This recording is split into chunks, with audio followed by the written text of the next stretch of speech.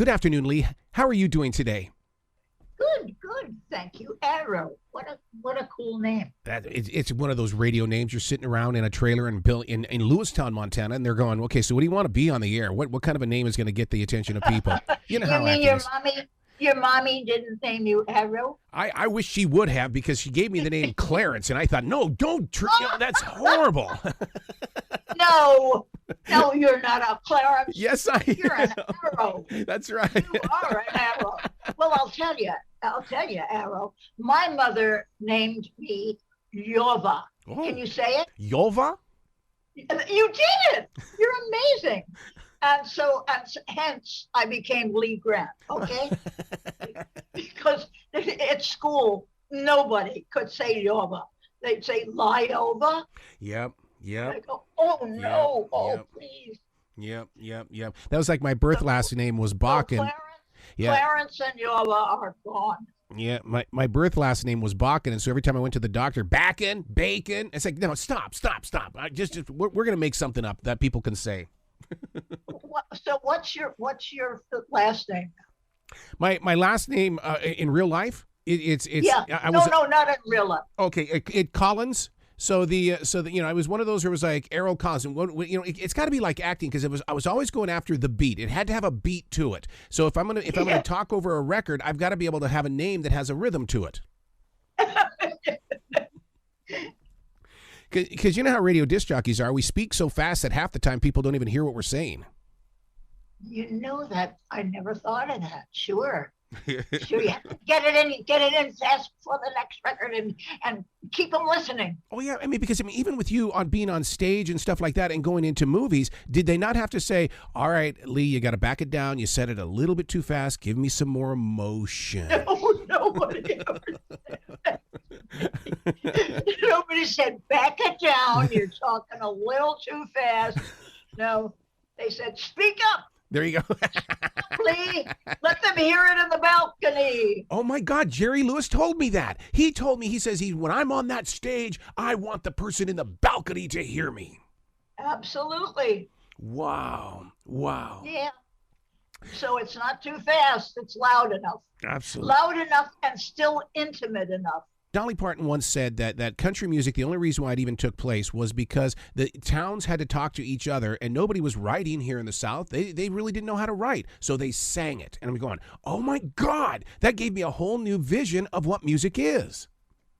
Well, she is a whole new vision that never gets older of what music is. Mm-hmm. She to me, she's a genius. But I want to say about Taylor and the Comeback Kid is not only does he sing in it, Yeah. he wrote the music, he plays the music, he wrote the screenplay, he directed it, he played the lead, and he cast it, and he made it from his home in Pennsylvania. So I dare you to come up with somebody who has touched every single base of the movie business. Right. Well, see, now, with you explaining to me that his entire participation with this, I was wondering while watching the movie is, why is this not on stage? It's going that way. It has to. It has to go on stage. I think that's a very cool question. Yeah, it's very theatrical. Mm-hmm. Yeah. Yeah, because it reminds me so much of during the transition period of 68 to 72 when we were watching Hair and things like that. And I have that vibe. There's such an organic feeling about this movie. So smart. Absolutely. But then, look how cool it is to go to a movie Yep. theater or turn on to whatever station is showing this to get this whole fresh take on a kid where it's sweet and it's fun and it's good. Mm-hmm. It has no bad feelings to it. You love seeing Taylor and the other kids in it. Has a sunshiny Yeah. You know what I'm saying? I do, because you pick up on that vibe right away. But what I love is the way he uses his words in the way of saying, I can relate with you, especially when he says, we pay to go to school to have these careers, but the careers aren't there. And so but he's so in love with music that he says he goes out and forms his own band. And writes his own music and Yes. sings his own music.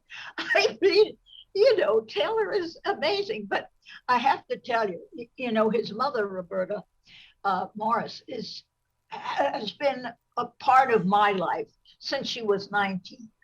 Either she was babysitting my second daughter, Belinda, or she became a producer with our company, Fury Grant.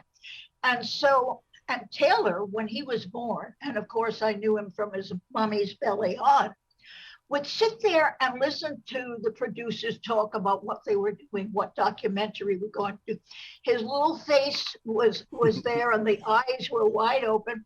And look what he did. He absorbed all this stuff from his mom, the producer, and from all her friends, and just burst out with, oh, see what I can do. Excuse me. Hello. look over here, ladies. And he did it. It's just great. Well, being up close and personal with the musicians of today, what I love about this film is the fact that it gives them permission to continue doing what they're doing with their home studios, in the way that it's not about necessarily the record companies anymore. It's about making the music. And it's funny to sit there and listen to the stories of who dropped in and gave us this guitar track, who's doing the drum track. And you're going, my God, you guys used to be in competing bands, but now you're working together. And that's what this film does too. It says, hey, look, we can all get together. We're all separate individual people, but we're going to get together. Yes, it has that very, kind of homey feel. We can do it. We can do it. I love it. Well, what did you learn from doing this movie? Because, I mean, being on that set is one thing compared to where we are right now. I mean, you were there. You saw him perform. You saw this story come to life. No, I didn't. No, I wasn't. I mean, except in an encouraging way. Yeah. He did it in Pennsylvania, and I was a voiceover. My participation was at the end of the film. He gets a phone call from a woman in New York who says, I have a job for you. I saw something that you did, and I have a job for you. That's my part. Wow. Oh, sure. Wow. Yeah. And see, and once again, that, like those of us that are on this side of the screen or this side of the speaker, I mean, these are the stories that we need to hear. And this way, it made it, to me, it's the investment in watching the film to see everything that's coming together. Yeah. For you on this journey, how does this open the door? Because it would being a voiceover actor now. I mean, Bill, who was with you all morning, and I are both voiceover actors. Does that open the door for you to do that? Are you kidding? No. No. The voiceover actor. No, I don't think so. I think that I did this for Taylor and for Roberta because they have worked with me on my documentaries all of their lives and have given me their heart and their brain and their soul. And we've made some, great and important films together. And this is my way of saying thank you. Oh.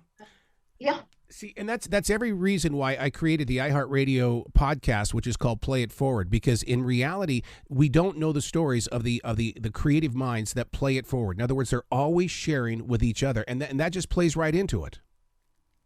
Good.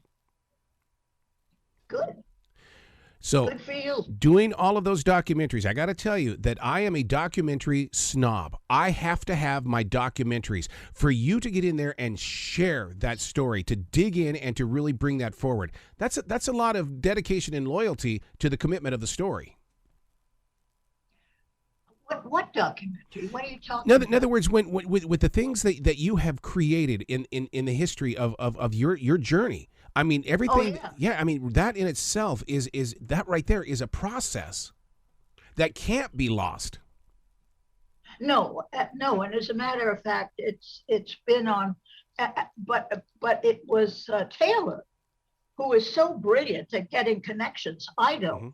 but he had four of my documentaries on the internet. He had a Wilmer 8, Battered, and What Sex Am I, and Down and Out Yep. in America. Yep. He did that.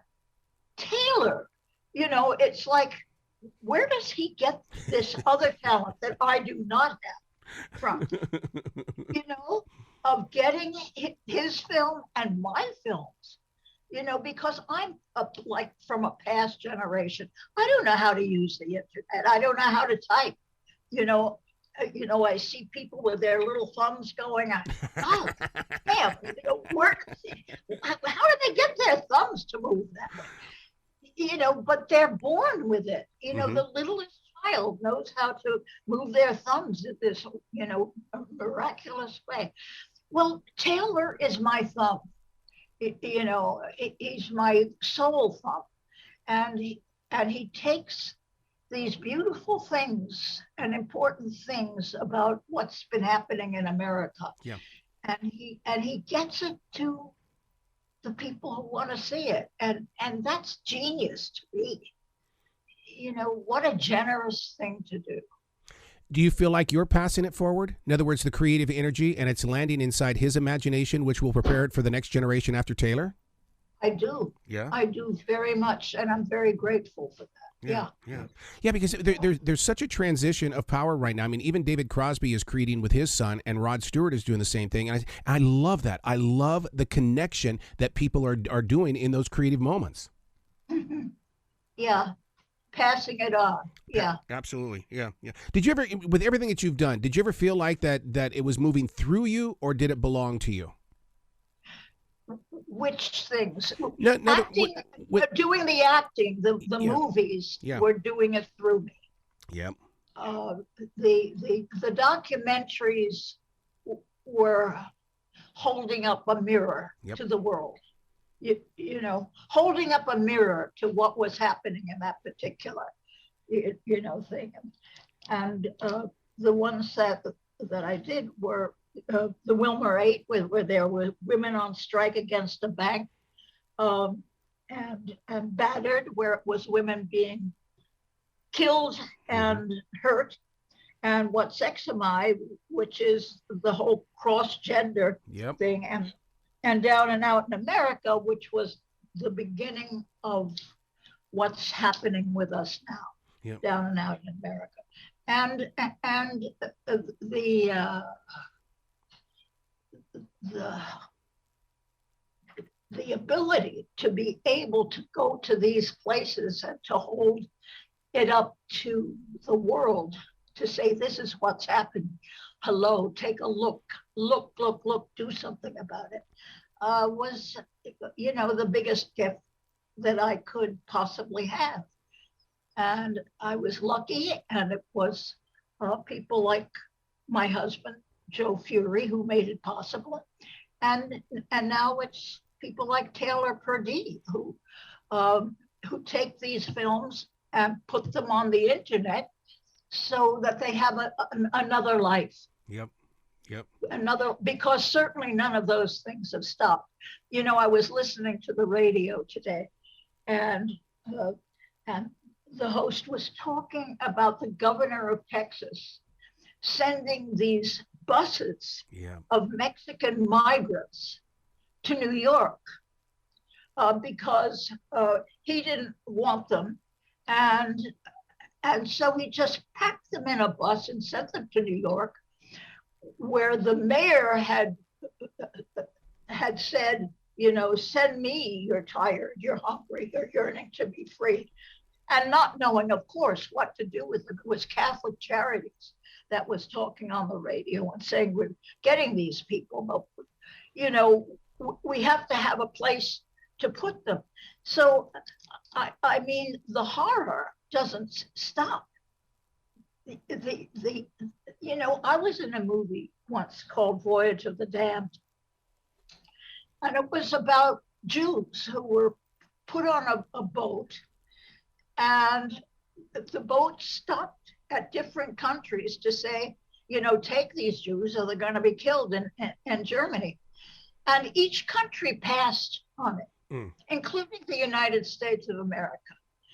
And the depth of that kind of action tied in to these people being put on a bus, men, women, children, being put on a bus and driven across this country from one strange land to another strange land is beyond any sense of decency that I can dream of or think of. It's the same bad stuff all over again. And what happened to beautiful for spacious skies? What happened? Right. What happened, America? And that's why you've got to keep talking. Well, I hope to talk to you many more times in the future because I love where your heart is. Well, I love you too. Please come back to this show anytime. Of course. Excellent. Well, you be brilliant today, okay? I will. I will continue to be brilliant. Thank you.